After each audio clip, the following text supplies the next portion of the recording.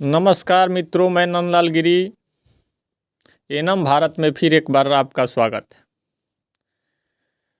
सत्य की शक्ति क्या है, सत्य क्या है और इसे हमें शक्ति से निहित होना चाहिए।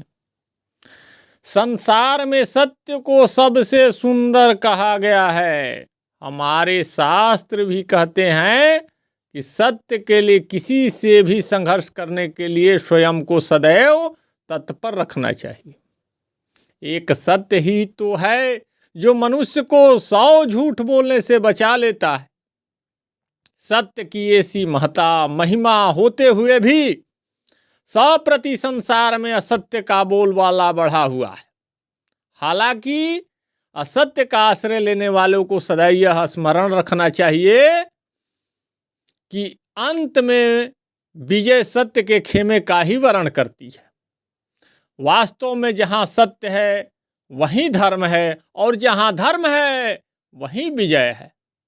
यदि हमारी जीवन रूपी इमारत सत्य रूपी नींव पर खड़ी होगी तभी हम उसे निरंतर ऊंचाई प्रदान करते हुए उनकी प्रकृति को संरक्षित रख पाएंगे। सत्य के महत्व पर बुद्ध ने कहा है कि सत्य को छोड़कर जो सत्य बोलता है धर्म का उल्लंघन करता है। परलोक की जिसे चिंता नहीं वह व्यक्ति बड़े से बड़ा पाप कर सकता है। इसलिए असत्य का परित्याग ही श्रेयकर है। मनीषी कहते हैं मानसा वाचा ही कर्मणा, यानी मन वचन और कर्म से सत्य बोलना चाहिए। जो विचार मन में हो वहीं वाणी में भी होने चाहिए और उसी के अनुरूप ही मनुष्य का व्यवहार भी होना चाहिए।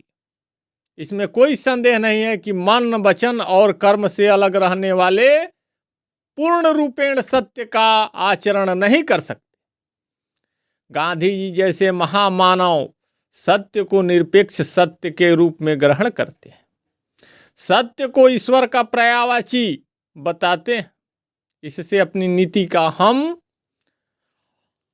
अवयव मानते हैं। इसी सत्य के प्रति निष्ठावान हैं। वास्तव में हमारे अस्तित्व में संबंधित समस्त गतिविधियां सत्य पर केंद्रित होनी चाहिए। सत्य ही हमारे जीवन का प्राण तत्व होना चाहिए, क्योंकि सत्य के बिना व्यक्ति अपने जीवन के वास्तविक लक्ष्य को प्राप्त नहीं कर सकता। यह अवश्य हो सकता है कि उसे क्षणिक सफलता मिल जाए, लेकिन सत्य के अभाव में अस्थायी सफलता और शांति कभी प्राप्त नहीं होती।